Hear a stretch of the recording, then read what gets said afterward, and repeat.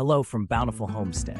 Today, we're mixing up something special for our chickens that will not only save on feed costs, but also pump up their diet with some super healthy spices. We're talking about making fermented chicken feed enhanced with natural spices. So let's get started. Fermented feed is fantastic. It's easier for chickens to digest and full of probiotics. To begin, take the amount of feed your chickens eat in a day and soak it in non-chlorinated water, about 1 to 2 inches above the feed level.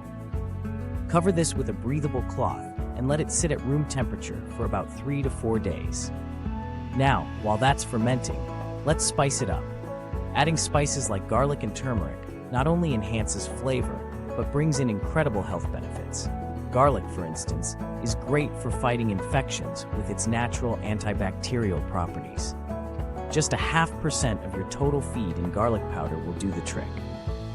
Then there's turmeric, which is known for its anti-inflammatory benefits.